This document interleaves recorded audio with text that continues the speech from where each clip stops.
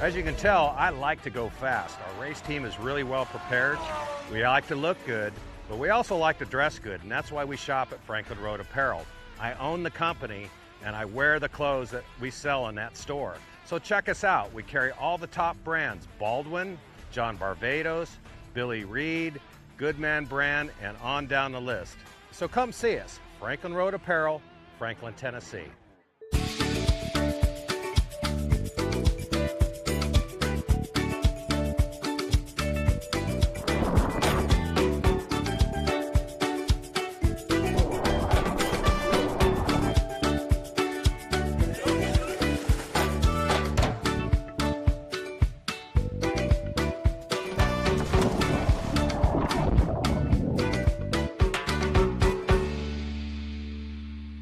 If your tooling isn't quite ready, and you need parts, and you need more parts than just a few, or if your run is just not that big, look to the experts in low-volume production, Three-Dimensional Services. Whether it's 10, 100, or 1,000 parts, we can meet your needs. And if it's 10,000, we can do that too. Three-Dimensional Services delivers high-quality parts for short runs, 70% faster than industry standards. Three-Dimensional Services. Prototype, production, proven. Menards is the Midwest's ultimate home improvement store. Family owned since 1958, Menards is the one-stop shop where you always save big money. Get the Midwest's best selection nationwide when you shop online at menards.com. We make it easy to complete your projects around the house, big or small. From hardware to plumbing or paint to appliances, we carry it all. Visit menards.com today to save big money at Menards. Save big money at Menards.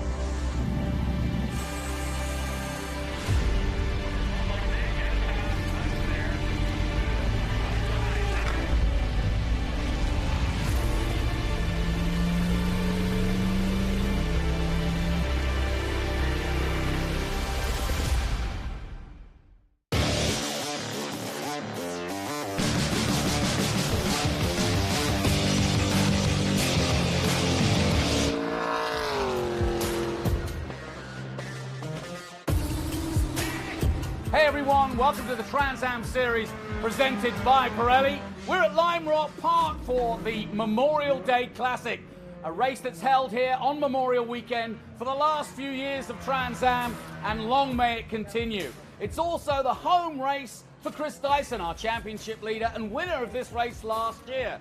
Chris Dyson grew up here, his father raced here, and this is where he learned all about racing. And he's on great form coming into this race, having won 2 races on the West Coast at Laguna Seca and Sonoma. Chris Dyson leads the way, and he's the odds-on favourite to win here again. So who could stop him? Would it be Tommy Dreese, Amy Ruman, possibly Ken Thwaites? Hard to say. One man we welcome back to Lime Rock, who won here 2013, 14 and 15, is the one and only Paul Fix. We're delighted to have him back in our heritage class.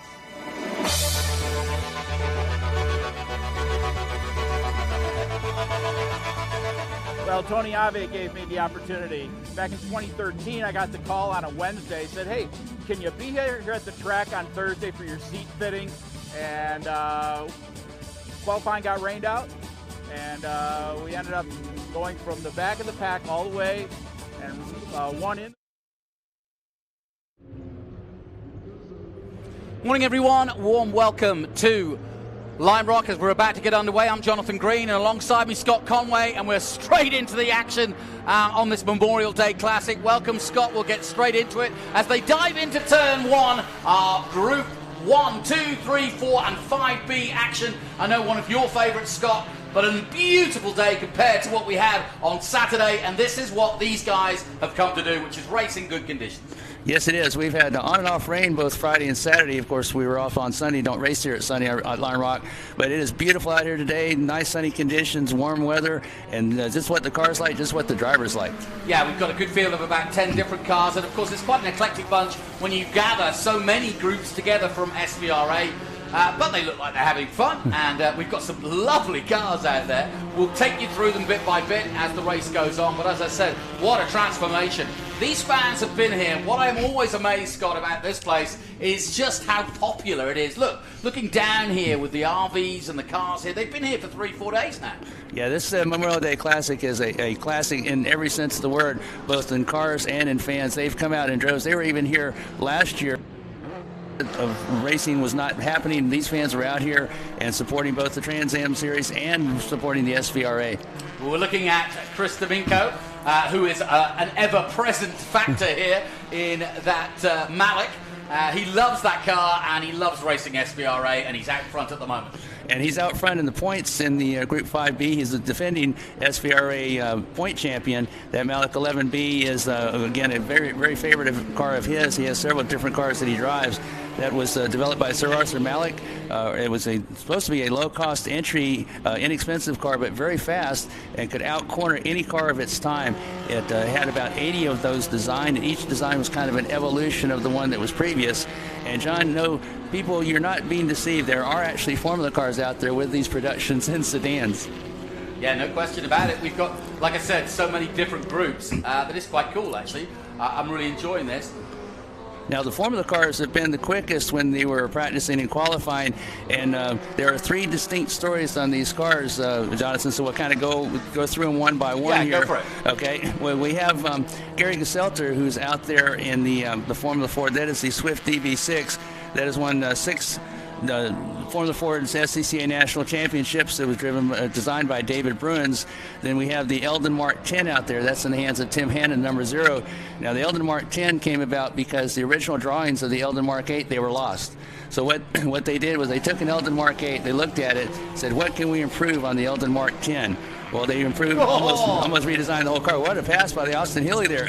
Well, yeah, but it was forcing the little single-seater there to go onto the grass. That's where Andrea went on yesterday, but he made it pass anyway. Yeah, but that Eldon Mark 8, they had lost the original drawing, so they put the Eldon Mark 8 there and said, what can we improve on it? The main thing they did was they redesigned the rear bulkhead for inboard brakes, and that is the main thing they did, and they cleaned up the aerodynamics. But the most interesting story here is the Eagle DGF. That is the All-American Racers Dan Gurney entry, and the man that designed it, David Loring, got a phone call from Dan Gurney in the midwinter of 1976. And he said, David, would you like to design and drive the Eagle? Well, Loring hung up on him. He thought that it was his friend playing a practical joke on him. He hung up on Dan Gurney. So Gurney called him right back, and he said, I really am Dan Gurney, and I really would like you to design. And, of course, he did. It was a beautiful car. It was only 13 of these made. One of these is out there right now. It was a Eagle DGF. It was built in the AR shops of Dan Gurney in Santa Ana, California. And it was David Loring that not only finished second in the SCCA runoffs, but he also was the SCCA Formula Ford National Champion in 1978.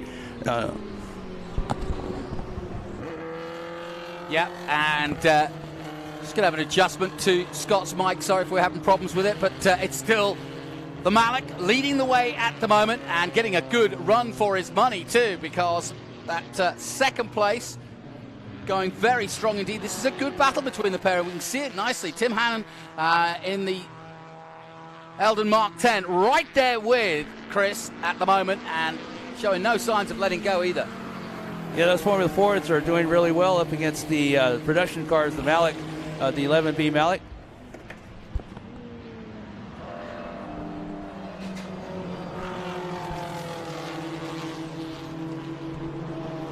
Yeah, go ahead. We got you back on mic now, so go ahead. You were finishing the story. Yeah, they were, again, the Dan Gurney story with the Eagle. Of course, David Loring thought he was had a practical joke played on him, so he hung up the phone, and Gurney called him back. Loring wound up designing and driving as well as engineering the Eagle DGF. He dominated in 1977, finished second in the SCCA runoffs only because he ran out of fuel on the last lap on the back straight. Came back and won the 1978 SCCA National Championship. But there are only 13 of these made, and the project was canceled in 1978 because the private teams, the ones that were going to buy the Eagles, were under the mistaken assumption that they were going to be racing against a Works Eagle Formula Ford team run by Dan Gurney. So the project was canceled and sales were not that good. You're looking at Andrew Moore, currently in 6th position in the number 50. That's the MGB. And always good to see some NG British cars out there. Well, that's personal, of course. But, but that is a wonderful car as we go back to this little battle here between the 05 of Gelter and the number 8 of Allen. And these two have been swapping places just ahead of Moore, who we just saw there. Now we get the overhead shot to see the gap. They're coming side by side down the main straight, chasing down the number 48. But through goes the 5, and it's Gelter who gets through and is now up to, what, 3rd place? That is 3rd overall, yep. And you'd think the Swift EV6 would be a little bit faster than the Eldon. The Eldon a little bit earlier Formula Ford and the Swift a little bit later Formula Ford, but they're having a good battle out there. They've had a good battle through practice and qualifying as well. You're talking about the MGB, but my favorite out there is the Austin Healey 3000. All right, I'll give you that. It's another British car. Yeah. Well, that was the car that my dad had, and I actually grew up in that particular car. And Austin Healey 3000, named for the 3000cc engine that it had in it. Also has front disc brakes. One of the first cars, British cars anyway, that had front disc brakes. Again, named for the 3000cc engine. It was kind of a collaboration between George Lloyd of Austin and Donald Healey. The bodies were made by the Jensen Motor Corporation. That was the Donald Healey part of it. Then the running gear and the engineering part of it was done by Austin. They were looking for a replacement for one of their cars, and they struck a deal. And when that deal went sour, so did the Austin Healey. Yeah. You know, that Eldon racing car that's out there, also a British sports car. Right. Not as well known, but has its own history. The company was founded in 1967 by John Thompson and brother Peter Hampshire and Brian Hampshire. Yeah, Eldon was one of the lesser-known Formula Ford manufacturers. You know, a lot of people think of Lola or Lotus or Winkleman, perhaps, some of the early Formula Fords, but it was Eldon that was very good as well. Nice little race here.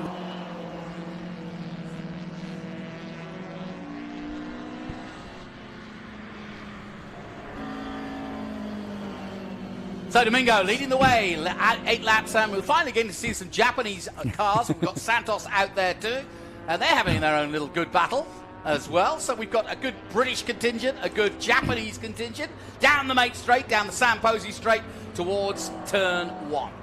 Yeah, Jorge Santos in that Datsun 1200 that was sold under the name of Datsun Sunny. Actually, it was a Nissan Sunny in Japan. But Datsun 1200, very potent car out there, and it's giving that other car all it can handle there. Yeah, and for those Datsun fans, it was here that Paul Newman took his last run in Trans Am in a Datsun. Very successfully run by Paul Newman, yes, the same one, the actor, who of course was a very, very good national champion in his time. Did a lot of racing here at Lime Rock, and this was the seed of his final Trans Am race. So we always think of Datsun and of what Paul Newman was able to do. We're getting some traffic going on here. The 48 Malik coming through, and that battle is still on for first and second. It's not giving up as they get into traffic and come down the hill to turn 7. Yeah, those Formula cars, again, they were the quickest in qualifying. D'Amico was actually just a little bit behind them, and then in qualifying, D'Amico picked up the pace a little bit, but those Formula Fords are very quick around here, and Formula Ford was always great here. It's one of the cars that kind of made Skip Barber, where we are, the Lime Rock Skip Barber Racing School, what it is today. The Crosleys were the school cars, and a lot of people learned. Yep. Into the first turn, right through to take the lead. And it's a good thing that Malik saw him. You know, Malik is a little bit higher up in that, D'Amico's a little bit higher up in that Malik than the Formula 4, so good thing he saw him before he turned in there. And once he's ahead, he's got some good space as he goes down No Name Straight and down this long straight where we've seen some big action over the weekend. It was very wet on the first day of our coverage, but now as they go up the hill, lose and get lightweight over that crest and then down towards turn 6. Was up there the other night with Tommy Dreesy, and very quick through there as they dive under the bridge and down this hill into 7. Got to keep it all together here. A very important corner, this turn 7. You get the drive out of here to get on the main straight, and the obvious overtake here at Lime Rock, which is a very short circuit, is down at the end of this first turn. And that Eldon, I would think, would probably be able to get by the Malik. I know the Malik's very fast down this fast straightaway, but that draft, the Eldon should be able to pick it up. With Gesselter getting out in the lead, that kind of split that battle up there. Yeah, the Eldon doing a good job, and Domingo staying with him. And we're now on lap 11 of our first coverage. This Group 1, 2, 3, 4, and 5B. So we've got an eclectic group of British single-seaters and sports cars, as well as the Japanese cars as well. So we've got a hodgepodge of different cars out here. But as you can see from the RVs parked up here, a huge crowd once again for the Memorial Day Classic. Memorial Weekend Classic, really. They call it the Memorial Day Classic. That Datsun 1200, you mentioned about the Japanese cars. It was actually designed and built to compete with the Toyota Corolla. That's right. So it's out there doing his job there. Exactly right. The Formula Ford didn't quite get by on the draft for the Malik. He's still right behind him, though. You know, I asked Chris Domingo about the, where you can see where the top of the engine pops out there, almost in front of him. I said, well, what if you get a leak? What if you get an oil leak and something starts splitting onto your helmet? And he said, that's all part of historic racing, Jonathan. You must understand. I quite enjoy it. Now there's, I think that's the Malumian Austin Healey 104 going by. James Juhas, yes. James Juhas, yeah. MGA Roadster. MGA Roadster. That's a 1500cc Roadster. In 1959, they changed to a larger engine, but 1956 Roadster has a 1500cc engine in it. MGA was always a great classic car to have out there, and Juhas, a longtime runner with the SVRA, and out there enjoying his foray. Again, beautiful weather out here to enjoying these convertibles. We were worried about it when we saw that rain come in through Friday and Saturday. Yes, we were, very much. But we got the weather forecast, and it said it was actually lovely yesterday on the Sunday, where there was no racing held here for Memorial Sunday. But today we were told it's going to be like this, and sure enough, it turned out to be just that way. There's go ahead, Scott. I was going to say, there goes that big Austin Healey 3000. He was having a good battle, at least in qualifying, with the other Austin Healey out there, the 104. Don't know if he's still out there or not, but he was out there in qualifying. The Austin 104 named for the fact that it could go 100 miles per hour. Those are two of the big three Healeys. The Austin 104, the 106, and the 3000 was kind of known as the three big Healeys to distinguish them from the smaller British cars, the Austin Healey Sprite. Yeah. That battle between that Malik and the Formula Ford, again, when they were coming down the front straightaway with that Malik, you can only see the Formula Ford behind it. You know, I've got my eyes on an Austin Healey ever since, to date myself here, but ever since I saw that Tears for Fears, Everybody Wants to Rule the World video, I took a look at that baby blue Austin Healey 1956 and went, that's mine. I haven't got it yet, but... Yeah, they were very big in D production back in the day in SCCA National Racing. That's what my dad raced in, was D production in a white Austin Healey, number 33. Called it Old 33 at the time, but it was a very distinctive car. It had a great overdrive in the transmission there. You could kind of pop that up there and get some extra speed out of it. It oversteered like crazy, but if you knew that was going to happen, you could kind of catch it and make some great straightaway speed out of it. Didn't they dial in oversteer? I mean, when that wasn't surely that was the experience to get oversteer. Yeah, you weren't driving it unless you were sideways. Right, and that's why they put that big engine in there. You know, they kind of progressed from the 104 up to the 106, then to the 3000 before the Austin Healey and Austin Jensen kind of collapsed there. But yeah, it was the progression of those cars, and it was oversteer, a lot of oversteer. Yeah, no kidding. Well, we're getting down to the business end, and Domingo is in a great fight at the moment, but it's this man in the number 5, the Gelter, doing a great job as they cross the line again, and he was already into turn 1, so he's got a good, strong lead as we look high above. A beautiful day here in the Connecticut sunshine as we look down on the hills of Lime Rock Park. It's a beautiful part of the country.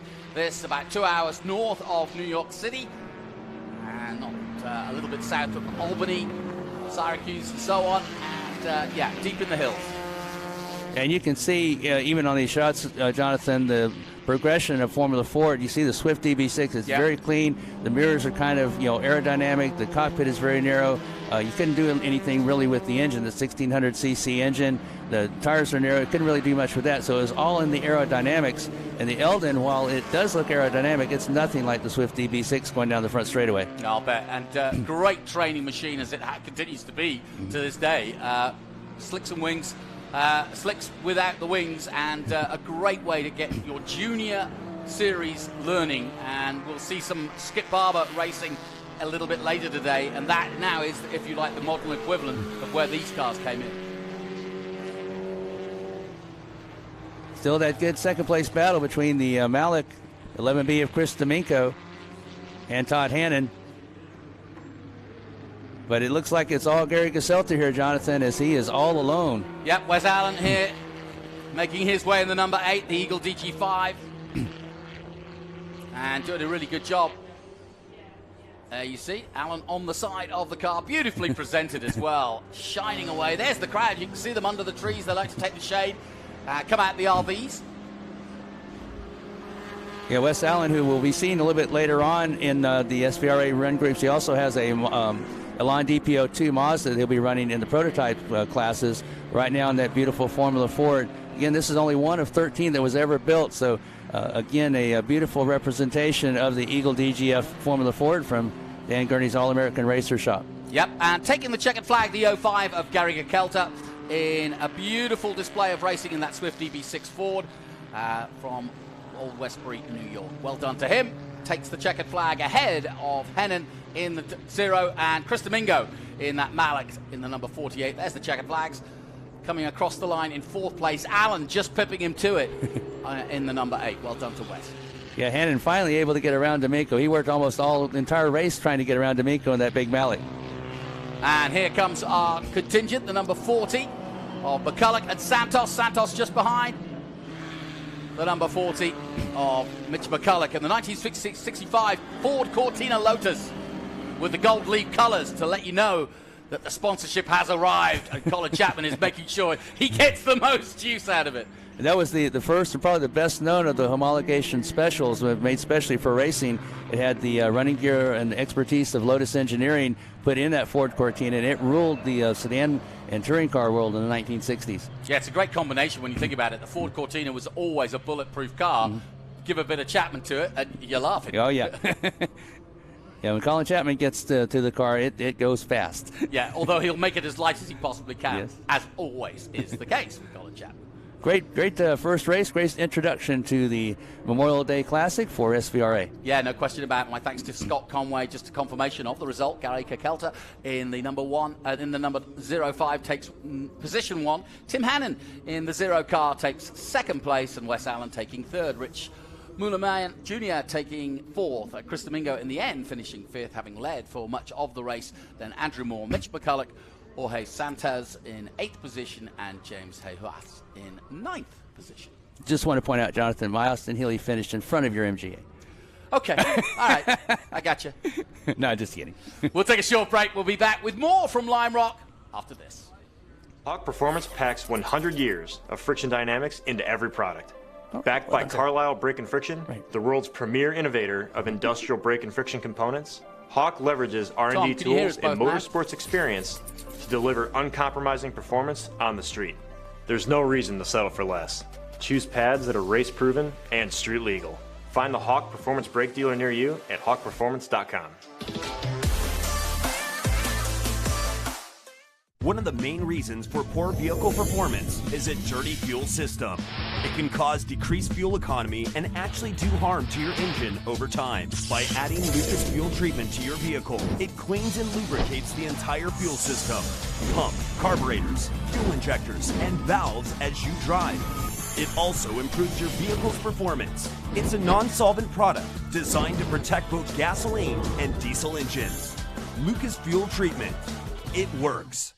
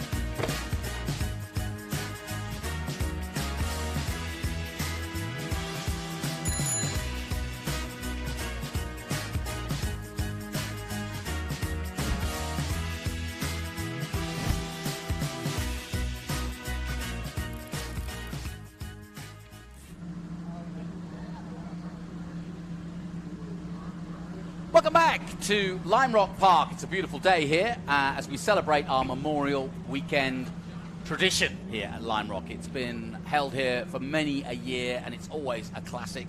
And we're about to see another classic because here are the Miatas in full song. As we look through, our good man Tony taking us through the pre-grid, and alongside me, Jonathan Green, is Scott Conway. And I don't know what you could say about Miatas. If there is any car that has survived the years of racing and is still racing, it doesn't matter whether it's an old car or a brand new car, it's the car to have, isn't it? But if you're starting out in racing and you want to go racing, not for cheap, but basically for affordable racing in a controllable car that you can learn and not be frightened of, the Miata's the one. Yeah, Miata is the one. It's a great entry production class if you want to get into production class racing.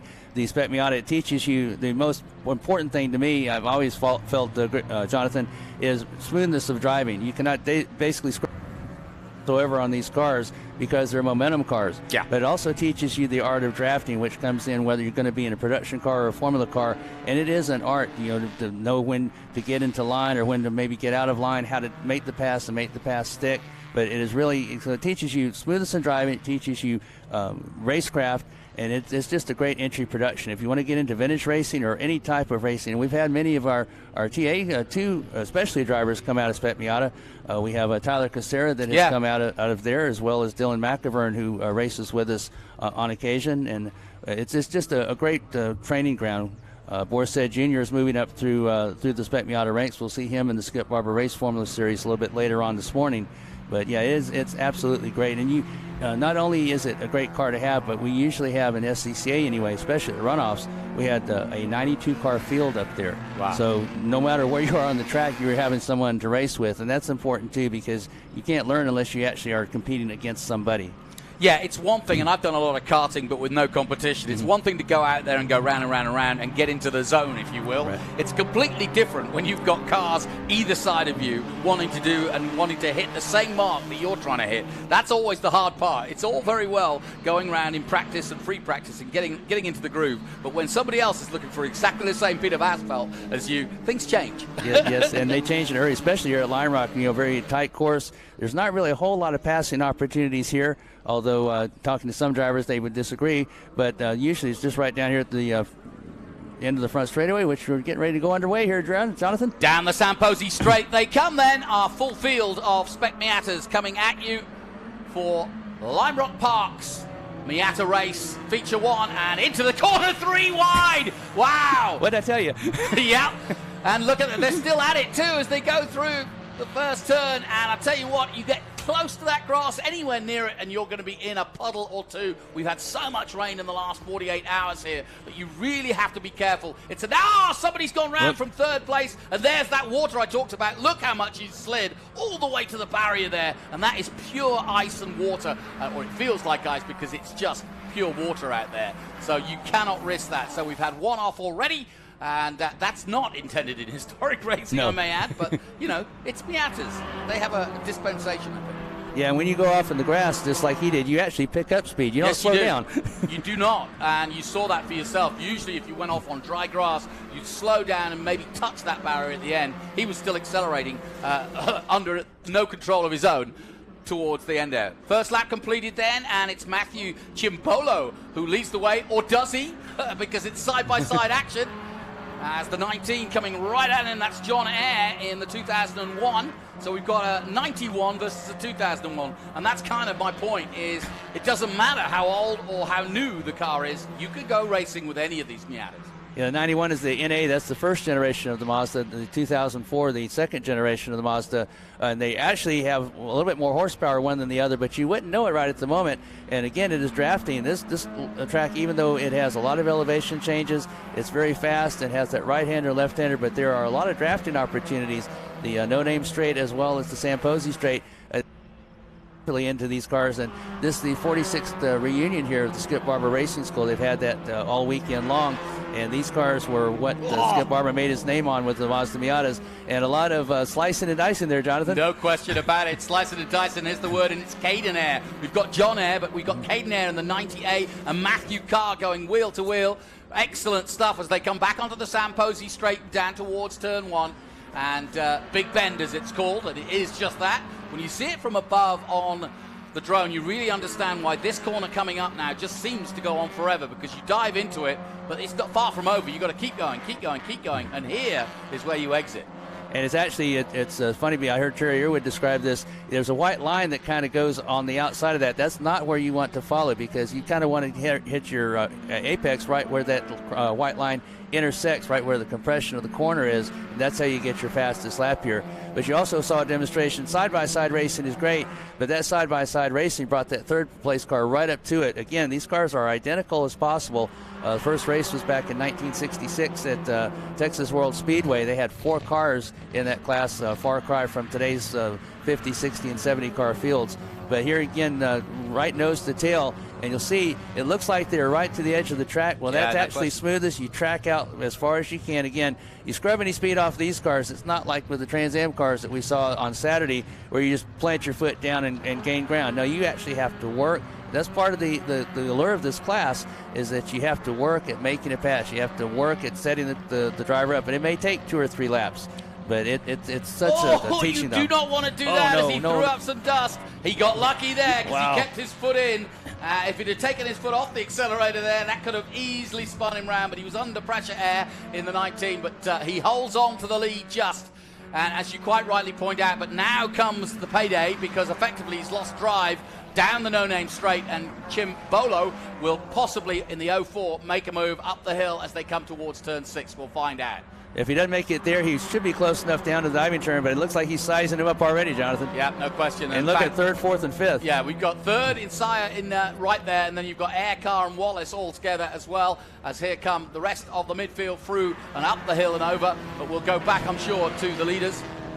And most of these drivers are familiar with each other. This is part of the Lime Rock Drivers Club that are with these Mazda Miatas. So it's not as if these cars don't know what the other driver is going to do. They're very, very familiar with them as to what their moves are going to be. And you saw that on the opening laps there, side by side and nose to tail racing. Has gone onto the grass. He spun it round. So is 2nd place, 2 off and into the wet grass. And that is a real shame. So we've gone from a 3-way brilliant battle to a 1-man at the front on his own. It's the 86 and the 4. So both Kurt Sire and the 04 of Matthew Chimbolo go off. And that's exactly what I was alluding to. You go too strong and you just touch the grass for a second and it's all over. And that's bad news for that 3rd-place car, because he was using those 2 cars as a draft to catch up to that lead pair, but now he has no help whatsoever. He's kind of out there on an island. Yep, absolutely. So plenty of drama here. Lap 5 gone in this one-make series of Miata racing for SVRA. Let's take another look at it. And here you see, watch on the right-hand side of your screen, the 3 of them are tight, and they're all taking different lines into turn 1. But watch now, as the leader goes through, 1 and 3rd place goes off, and then the other one finds himself in trouble too, and he gets turned backwards. It's almost as they converged all at the same exit point, and there was just not enough room there. But again, the Mazda Miatas again proving a great training. More drama! Wow. Another coming together as off goes the 90. And he had some help there. Yes, Matthew Carr getting his car in trouble. Yeah, sometimes you have to kind of question, well, did he or didn't? No, that was pretty obvious. Yeah, was that the 90? Well, that was the 90 Air of Caden Air that went off. So, yeah, so that was the 90A that went off, and like you say, got some helping hands to do that. At the moment, this has a lot of the same action as Charlotte did last night. Yeah, it's not dissimilar. I don't know if you watched NASCAR last night, but there was plenty of drama going on at Charlotte, and as Scott rightly points out, it's a little bit like that out there today. This is historic, guys. You're meant to be, you're meant to be being careful. Not at all. They love racing. Yeah, then we had the first couple of cars went off on their own, so spinning. That one had a little bit of help there. Just a brief touch, but when these cars are loaded up, again, a lot of elevation change. You're switching back and forth. You have the big bend, the right-hander, the left-hander. You're trying to set up. No name straight really isn't a straight. When you have those cars loaded either on the left or the right, you just a little bit of touch. It doesn't take much. These cars go right around. Well, Sire's recovered well in the 86. We just saw a glimpse of him there with that star on the front. He's now in, 4th position, having been off at turn 1. But, as you go off, you have a long way to get back on at some of these turns, and you have a lot of debris on your tires. You have to kind of clean that off of the racing. But, again, you know, he's just going to have to put his head down, do lap after lap, hit your marks, and hopefully bring himself back up. But the biggest thing is he has no help. These cars are most effective when they're drafting together nose to tail, and you'll see teammates a lot of times in SCCA club racing. We see the teammates will go, you know, first and second. They'll be sure and be on the grid, and they'll talk to each other before, you know, even if they're on different sides of the grid, how do we get lined up so we can get drafting down these long straightaways? Here we go. Talking of drafting, we're side by side now. A little side drafting perhaps as they come alongside, but it is going to be the number 90 getting into the lead. That's Matthew Carr in the 99 Mazda. Torrington Cadet takes the lead, and he did that very well, basically getting off the turn 7, the last corner here at Lime Rock, lining himself up down the straight and perfecting it into turn 1, and that's why he now has the lead over the 19 Air. And that was a perfect drafting pass. He got a good drive coming out of that diving turn, the last turn here at Lime Rock, sized up, and again, this is an art of drafting. He pulled out at the right point so that he would be sure to make the pass and give the car behind him no chance to make a repass as he went into turn 1. You know, Scott, we in racing use the expression momentum for this kind of racing, momentum racing. We use it in Trans Am too. But let's just explain that to some of the people who may be coming to this for the first time. What we mean by that is making sure that you don't lose drive in any of the corners. It's not like a really torquey car. You're flat out through most of this. So the idea being that the momentum is you carry speed. You don't lose speed. The one thing you can't do, you can miss a gear accidentally maybe, but what you don't want to do is find yourself in a position where you make too much of a lunge and you lose that time, you lose that momentum. Yeah, you need to have clean entries into the corner. You need to hit your apexes very well, track out all the ways you can. Again, scrub no speed whatsoever. By scrubbing, I mean don't slide the car. You want to have the car going forward at all points during this time. And if you are having to shift, take that right up to the very nth degree before you make your shift. Again, these are cars that are not high horsepower. They do have, you know, quite a bit of top speed to them. I believe the NB cars have about 130 mile per hour top speed, the NA with about 115. But again, you want to take that up to the nth degree. You want to do everything just perfect and get the maximum potential, the maximum drive out of that car. Because again, if you get past, it's not like you just step on the gas pedal and go by him again. You have to work to get by him. Yeah, and as you say, when you have equally powered cars, everybody's trying to, you can't sort of suddenly throw a little bit of overdrive or stick a gear in and hopefully pass the guy. Everybody's on the same speed. So in order to make a pass, look at this. Here they come, almost in fighter formation there. It is. We were going to get a flyover later today, but we're getting it now. That's Mindel right in the middle of all of that in the 77, the white car. Ahead at the front of it is Madsen in the number 13. And they got two other cars coming up. That's going to be a 5-car battle there. So we may have a good leader up to the front, but we have a good 5-car battle back here. Yeah, Eric Madsen was the man I was talking about, and then number 95, Mazda Miata. Orange and black you saw there going through. Here he is. And Mindel in that 77, he's in a Mazda Miata. He'll be in a Ford Mustang later on. Again, not two disparate cars that you could have. A high horsepower stomp on the gas Ford Mustang and a momentum Mazda Miata here. Yeah, no question. And you can see that the number of that car was sizing him up in the draft as they went through turn number 1. That big bend is a tough corner. It has two different apexes, and you think you're through it, and then you have to turn even more so to get that car pivoted for the right-hander. And that's the 90 Air. That's the 90A. Look at that for a pass over the crest. And he's the one that got spun out earlier on, and he's made the move now on the 13. Nicely done.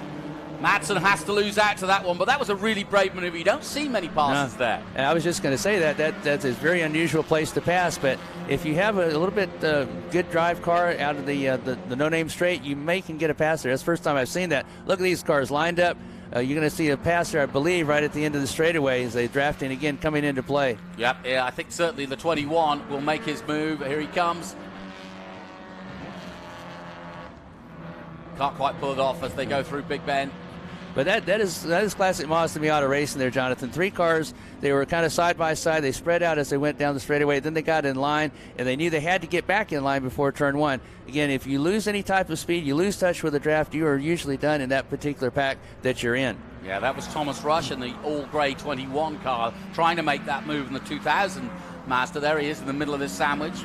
Now watch these 3 cars here they're drafting. You saw that first car go by in the shot. He's about maybe 5 to 6 car lengths ahead, But if they stay together, these three behind him, they should catch up to him. That's how you kind of play Mazda Miata racing. If you can see a car up ahead of you, you'll see a lot of inboard camera cars where drivers are motioning with their hands back and forth or side to side, or they'll say stay in line or get behind me, or I'm going to keep in line. We got a car to catch. A lot of hand signals. They are actually directions kind of to the other drivers. Now, when we get to the last lap or next to last lap, all bets are off. Yes, indeed. Well, and you know what? The best way to describe it, again, to those who don't watch racing all the time, is to think about bicycle racing in the peloton, because that's exactly what the Tour de France is all about. You say, tuck in behind me, we'll move together. And if you have 3 or 4 Miatas together, you can actually move those 4 cars closer to, let's say, the leader, and you go faster as a group. And it's just basic aerodynamics. You have that one car out in front. He has no help from behind or from in front of him, so he's cleaning that air out for you. But these 3 cars behind him, they are staying tucked in as right at the moment they're doing, nose to tail. They're actually going to be faster in lap time per lap than that car in front of them. Always unique, always interesting. Car leads the way at the moment in that number 90. And one of the best drivers that has done this has moved up into the Trans Am 2. That's Connor Zilic. Yes. Zilic, who is in the Idemitsu Mazda MX-5 Cup. He won the Mazda MX-5 shootout, but he was a master at this. He finished 3rd in the runoffs in his first year Spec Miatas, and he learned very early on from his brother Brad that is exactly how you get up in these Spec Miatas. You find a really fast driver, you stay in his draft and learn from him. Yep. Zilic setting the fastest lap yesterday, although he did have his own problems to deal with, but he has been a sensation since he arrived in Trans Am. Look at this, line astern coming through Big Bend. 2 distinct groups here, but the one at the back is a little bit more interesting. Here comes your leader, Matthew Carr, on his way to victory in that 1999 Miata. Yeah, Carr, once he got past that draft, he kind of checked out a little bit. Very unusual. He has checked out, yeah, it's very unusual. 7.7 seconds, in fact, over the number 19 of John Eyre. Although there was quite a bit of drama behind him. Yeah. 3 cars going off. We saw one get turned around. But those other cars back there behind there, I believe it's for like 4th, 5th, 6th. That is still a really good battle. You know, when you see the drone shots, you start to realize just how narrow Lime Rock is. I was talking to Matthew Brabham this morning, who's going to be in action later in our Trans Am coverage, and he said he'd never been here, and he was like, whoa, it's so tight. I was like, yep, welcome aboard. Yeah, the simulator is one thing, but when you get out on the track, they do a great job in the simulators. They're so realistic, but nothing is going to prepare you for what you actually see on the track. Yeah, very true. In fact, I had Cameron Parsons in here yesterday, and he was saying just that. He's done a lot of simulation work. Coming then to the white flag now for our leader. 1 lap to go then for for Matthew Carr.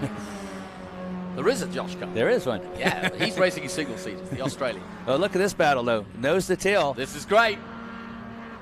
Everybody. It's do it or not. Now, Cunningham now looking for a way past. He's in 3rd position at the moment. Here they come. Oh, couldn't cuts the quite nose get there. off. Yep. It's good defensive driving, though. That's the way to play it. Yep. Here's your leader. But the battle is on between Eyre and Cunningham for 3rd place, as you saw there for a moment. White flag out. This is the final lap. Up the hill he goes at 5 and heading towards 6 for the last time. Just throws up a little bit of dust, does Matthew Carr. Aaron Cunningham, very smart of Eyre to just cut right in behind Cunningham. Yep. Here he comes down the diving turn, John. You'd almost argue, here we are, coming out of turn 7 and down onto the main straight, the Sam Posey straight, to take the checkered flag here at Lime Rock Park in the sunshine. And it's going to be Matthew Carr who wins here in our Miata One Make Series. Miata Historics. Well done to Matthew. But what will the rest of the podium look like? I don't know.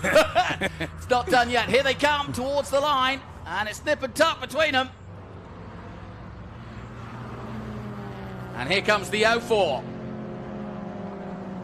And I think it's going to be Eyre, Cunningham. Cunningham settling for 3rd place. The 04 of Chimbolo puts his thumb out the window to say well done to himself and thank everybody. But that was a good result from him. He had been up as high as 2nd at the start of this race. He comes across the line just behind Sire in 5th place. Costa 6th, Murphy 7th. The other Eyre, that's the 90A, that's Caden Eyre. And look at this finish, Jonathan. Oh, side by side, here we go. You call right that as a one. stripe. I said Caden Eyre, there he is. Yes, he is, and I think he might be able to take that. Yeah, I think so. Oh, great finish. Excellent stuff. Well, like I said, they run it all the way to the finish here. And that's the beauty of it. You've always got somebody to battle with in Miatas.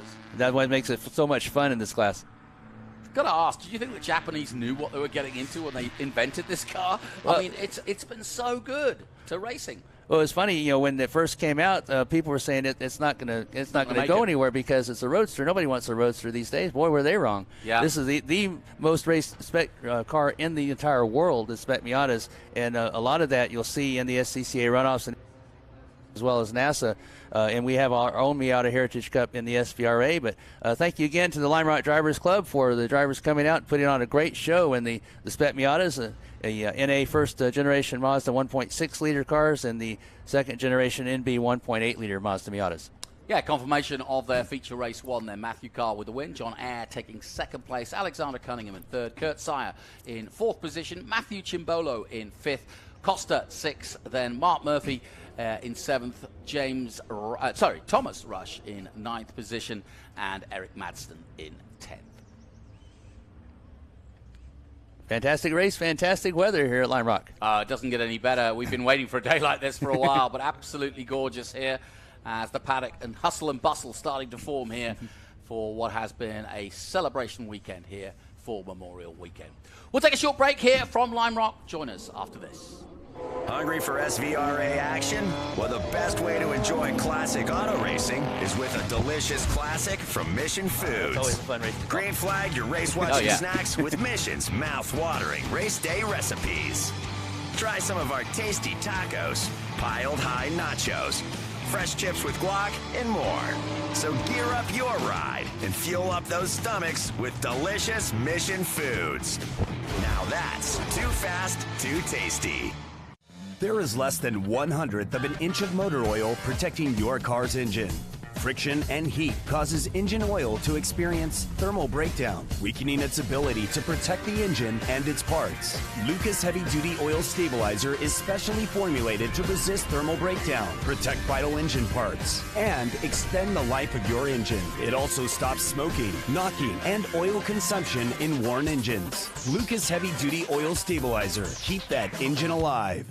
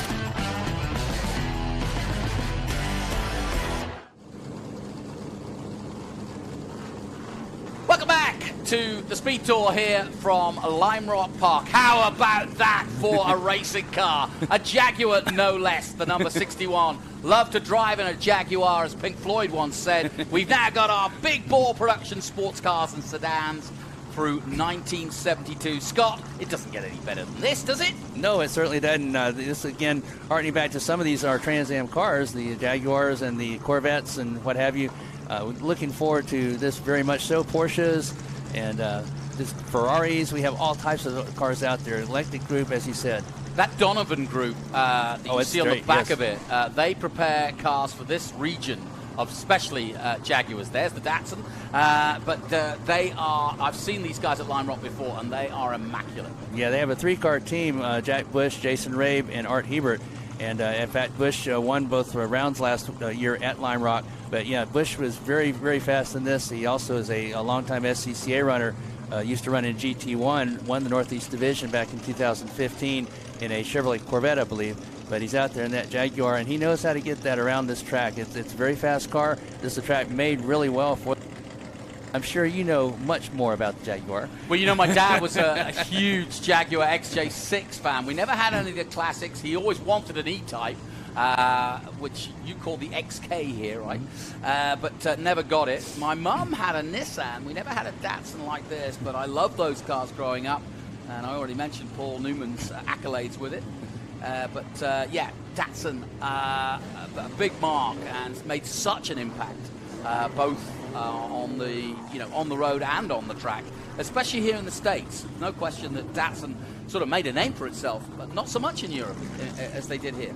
Now, the U.S. Datsun 240Zs, Datsun 510, 710 sedans, and this is the part of the region that Datsun enjoyed its most success through Bob Sharp Racing and Lime Rock. And Paul Newman, of course, was here, and Paul Newman winning championships for Bob Sharp Racing, as well as Bob and Scott Sharp. But the Datsun 240Z always had a great battle in the runoffs, which was held at Road Atlanta for 23 years. My dad, Ed Conway, and myself had the privilege of calling that. And we always saw the Group 44 triumphs against the Bob Sharp Racing Datsuns. That was always the big draw of the production, C production and B sedan.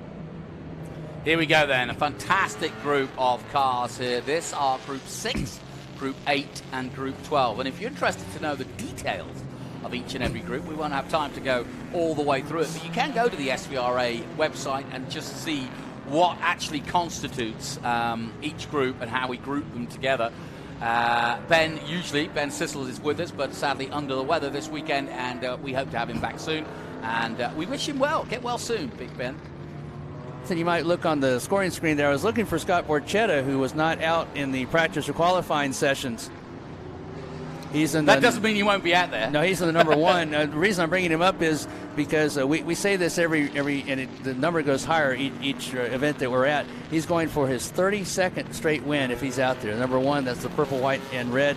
Number one, Chevrolet Corvette. It has number one on the reason he has won 4 Bell Helmet championships in 3 different classes, and obviously the defending winner here at Lime Rock, as he was undefeated last year.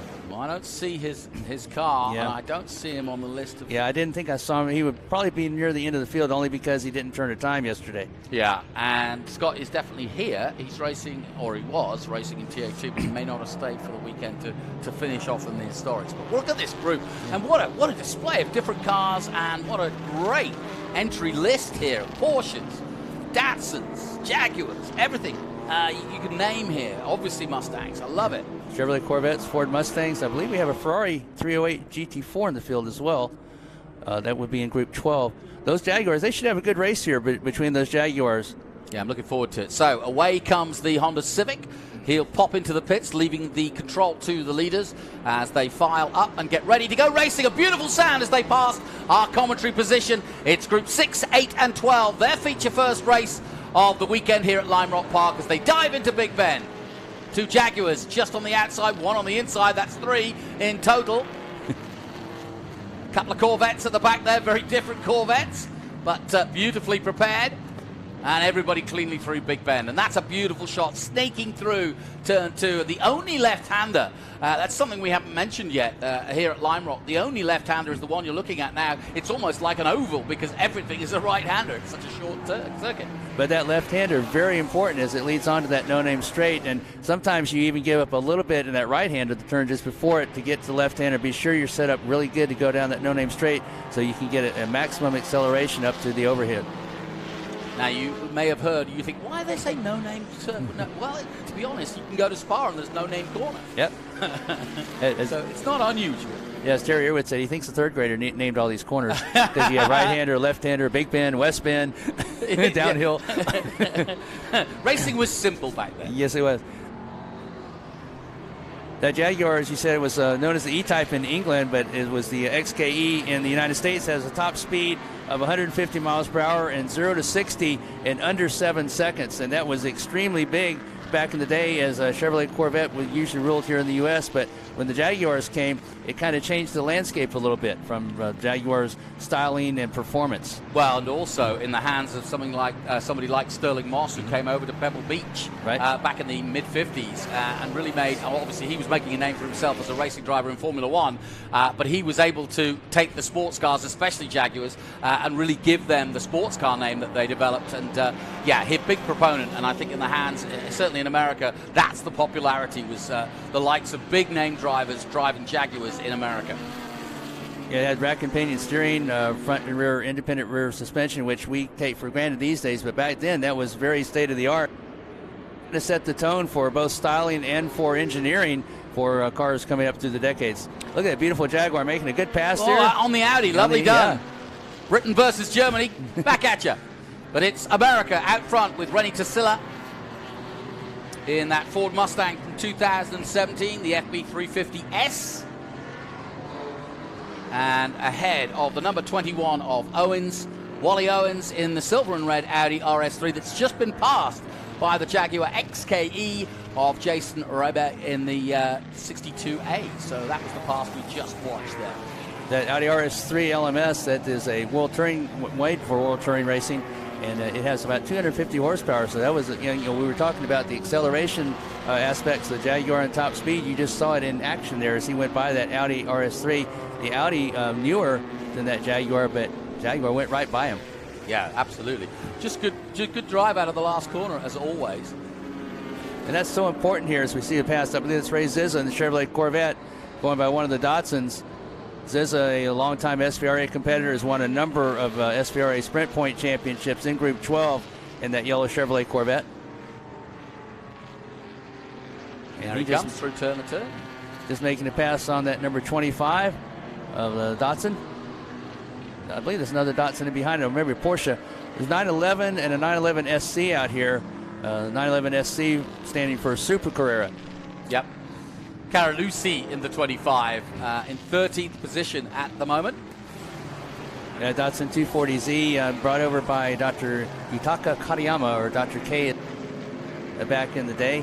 He was sent here to the U.S. kind of as punishment for entering a Datsun rally when the company was first formed. The executives of the company didn't want the car raced. They were dead set against it, and he kind of snuck one out, and unfortunately it won the rally, so he got a lot of publicity. Unfortunately. Yeah, so they knew that he did it. They sent him to the U.S. as punishment, where Katayama came over to the U.S. and began to understand the U.S. market very well, and was instrumental in the reason for the Datsun 240Z and the 510 being here is because of Dr. Katayama.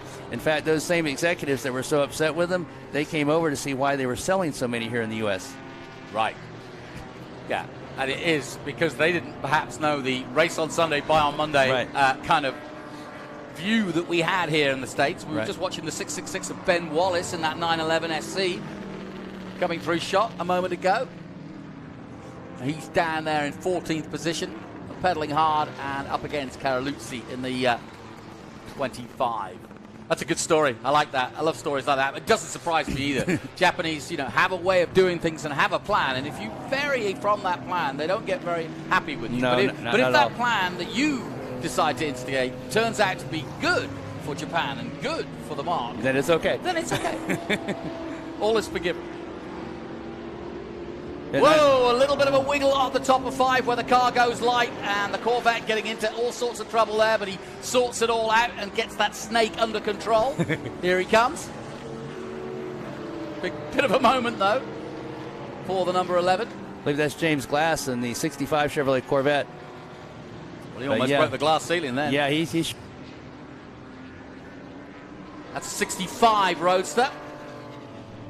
There's a 327 V8 in it, and you'll find this strange when I say this, Jonathan, but Corvette actually at one time offered this as an automatic or a 3 or 4-speed. Now, I cannot imagine why you would pick an automatic in a Chevrolet Corvette, but it was offered. Doesn't make any sense, though. No, but it was offered back at the time, and there will be no surprise that that was the least selling of their cars in that particular year. Was it you that was telling me that the Fiero was produced and they didn't want to use it because it was faster than the Corvette, so they were going to put a bigger engine in the Fiero, and they said, no, it's going faster than the Corvette. We can't have that. I believe the Corvette always has to be the fastest Ford, right? Definitely. I believe that, I have to check here, I believe that's 135 mile per hour top speed, and 0 to 60 was 5.7 seconds. And at the time, that was the fastest production-based car that the United States had, a Chevrolet Corvette. There you go.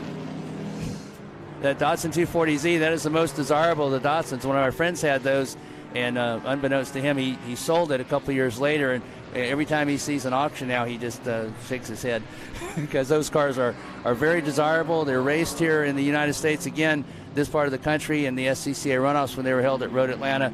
Always the Datsun 240Z was the car to beat.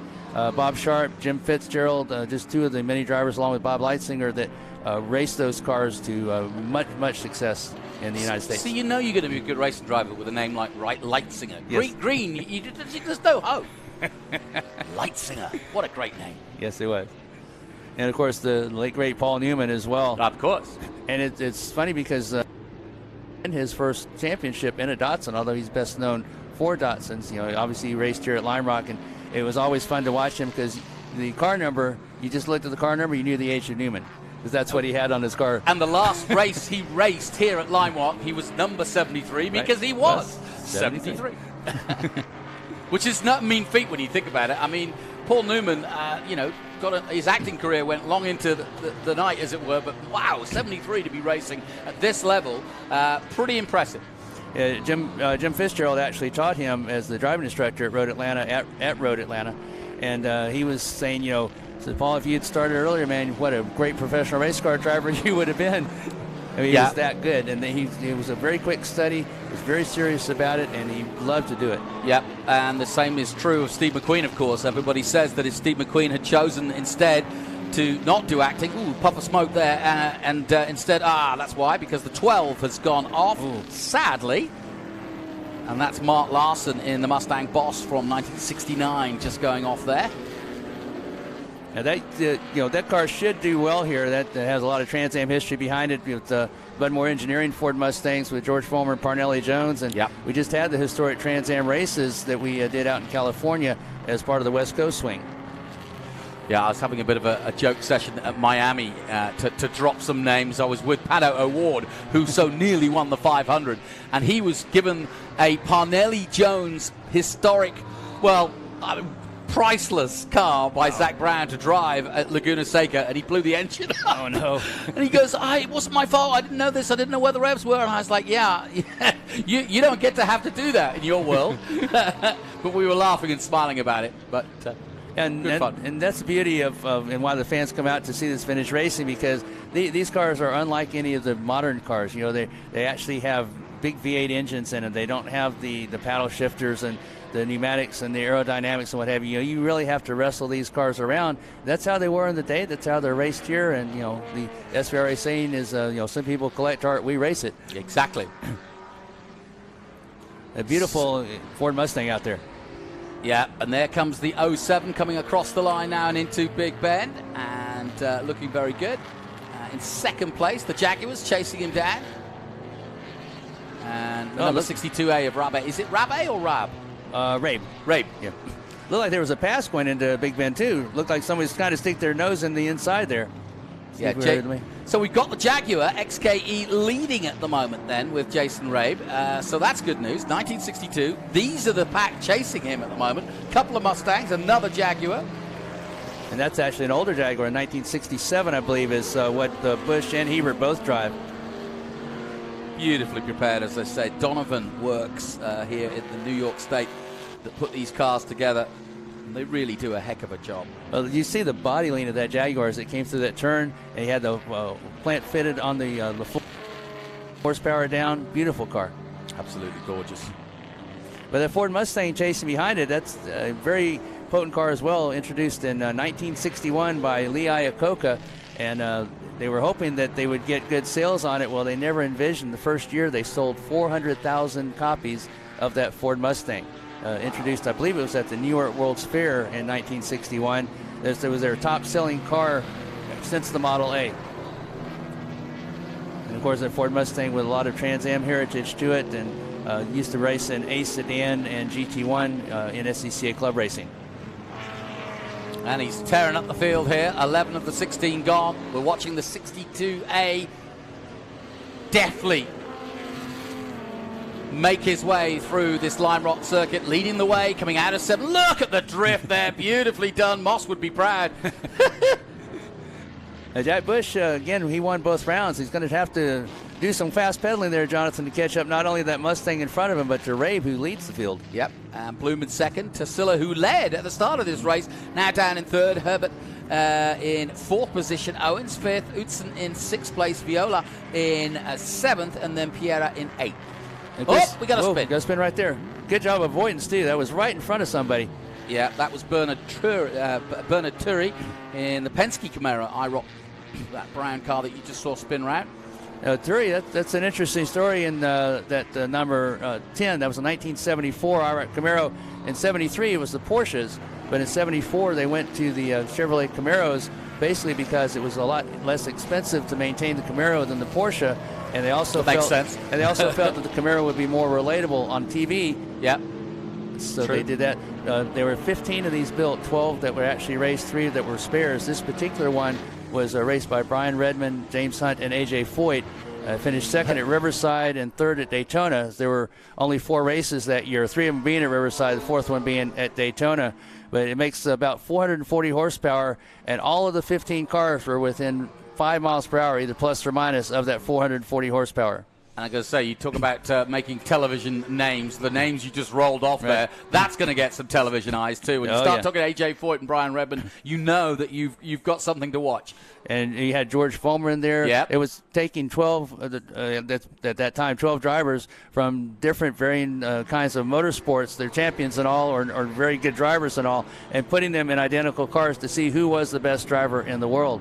Of course, Donahue had a little bit of an unfair advantage, which he usually had, but even more so here because Penske was the one that came up with the series, the inaugural 1973 Porsches, and then switched to the Camaros, and they did most of the development work and most of the design work on those Camaros. They didn't actually do a lot of engineering on the wheel wells. They actually bolted larger fenders on them because it was easier to do for the wider tires. But the main thing that they said that made the biggest difference was the spoiler, kind of the lip spoiler that's down on the front of that car, that actually helped downforce and actually made it faster.